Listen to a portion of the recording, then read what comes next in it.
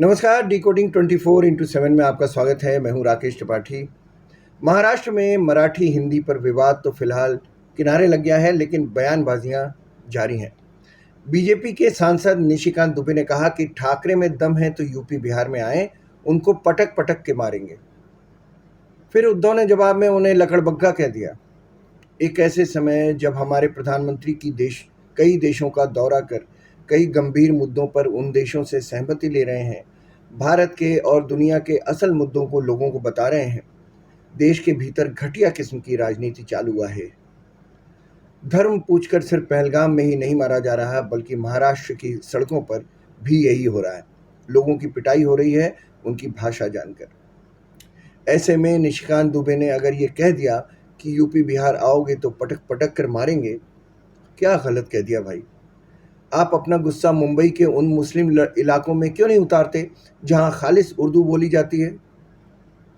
क्यों? क्योंकि अब ये आपको सूट नहीं करता, आपकी राजनीति को सूट नहीं करता, क्योंकि आपकी मजबूरी ये है कि अब आप बाला साहब ठाकरे वाली पॉलिटिक्स तो कर नहीं सकते। अब तो आपको कांग्रेस, एनसीपी और दूसरे दलों के साथ मिलकर चलना है, और उसमें मुसलमानों पर आपका गुस्सा अगाड़ी गठबंधन को सूट नहीं करता।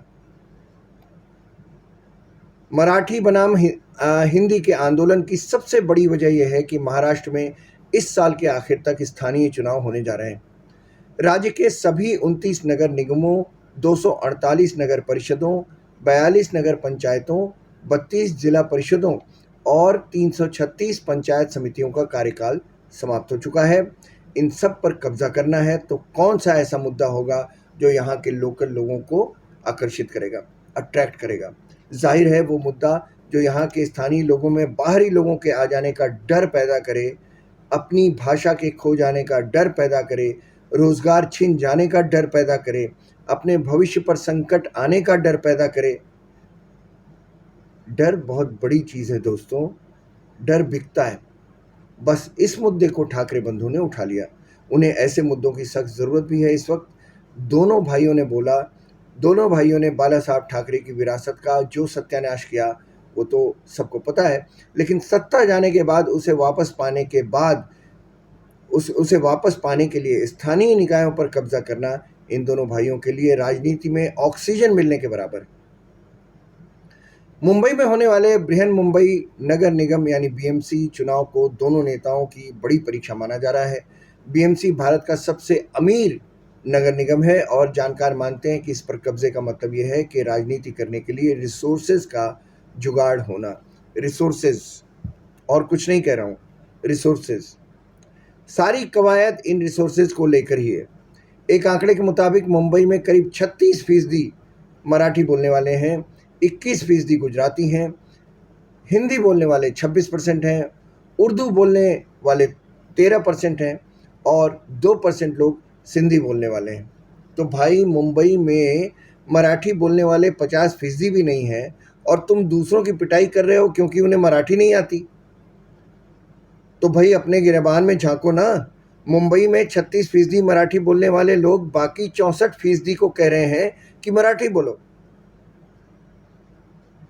अब ज़रा हिंदी और उर्दू दोनों को मिला लें, क्योंकि दोनों भाषाएं तो लगभग एक जैसी हैं। हिंदी बोलने वाला उर्दू भी समझ लेता है, उर्दू बोलने वाला हिंदी भी समझ लेता है। तो ये संख्या 26 और 13 जोड़ लीजिए 39%। तो भाई मुंबई में मराठी बोलने समझने वालों से ज़्यादा तो हिंदी उर्दू वाले हैं। तो क्या हिंसा करोगे उनके ऊपर? अब आइए देख लेते हैं कि नई शिक्षा नीति क्या कहती है और किस बात से ठाकरे बंधु नाराज हैं। नई शिक्षा नीति क्या है? थ्री लैंग्वेज फॉर्मूला है। नई शिक्षा नीति 2020 के तहत देश के सभी सरकारी और प्राइवेट स्कूलों में 3 भाषाएं सिखाई जाएंगी। इनमें 2 भारतीय भाषाएं और 1 अन्य भाषा होगी। पहली भाषा होगी स्टूडेंट की मातृभाषा, स्थानीय भाषा जो क्षेत्रीय भाषा भी हो सकती है। जहाँ तक संभव होगा प्राइमरी एजुकेशन इसी में होगी। दूसरी भाषा आमतौर पर या तो हिंदी हो या राज्य की ही दूसरी कोई भारतीय भाषा हो, और तीसरी भाषा अंग्रेजी हो या कोई अन्य भारतीय या विदेशी भाषा हो। तो भाई इसमें तो कहीं कहा नहीं गया है कि हिंदी ही लो, हिंदी पढ़ो, कोई नहीं थोपने की बात हो रही है। साफ लिखा है कि दूसरी भाषा के तौर पर हिंदी या राज्य की ही कोई दूसरी भाषा। तो क्या दिक्कत है भाई? नहीं पढ़नी हिंदी तो दूसरी भाषा का भी तो प्रावधान है, पढ़ लो, अपने ही राज्य की दूसरी भाषा पढ़ लो। लेकिन ठाकरे अगर इतना ही समझ लें तो राजनीति कैसे करेंगे? फिर मराठी मानुस को क्या होगा जिसके कंधे पर चढ़कर बाला साहब ठाकरे ने अपनी राजनीति की शुरुआत की थी?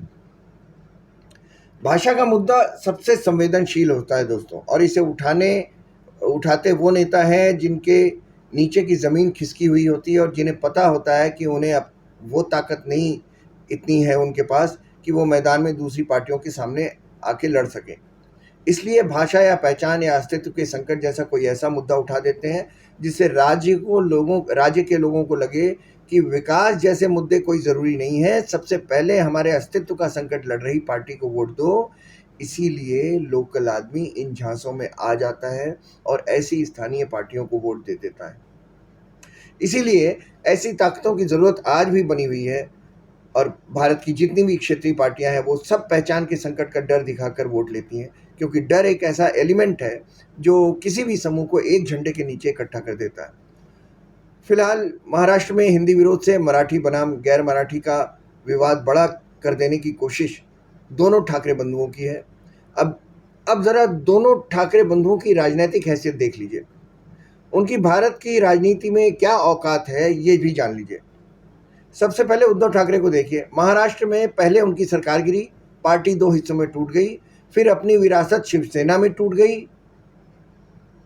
मुख्यमंत्री का पद भी गंवाया, आखिर में पार्टी का नामो निशान भी खो दिया। महाराष्ट्र विधानसभा चुनाव में यह हालत हो गई कि उन्हें सिर्फ 20 सीटें मिली और स्ट्राइक रेट सारी पार्टियों में नीचे से दूसरा रहा, यानी 21%। ये तो हालत है ठाकरे परिवार के वारिस की। अब आइए देख लेते हैं राज ठाकरे की हैसियत।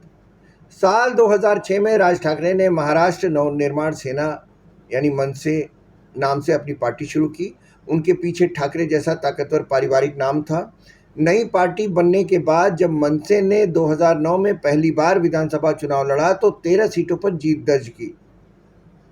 इस चुनाव में उन्हें मराठी मानुस के मुद्दे को उन्होंने भुनाया, लेकिन 2014 में 2 सीटें मिली उनको और 2019 में तो 1 सीट पर सिमट गई एमएनएस।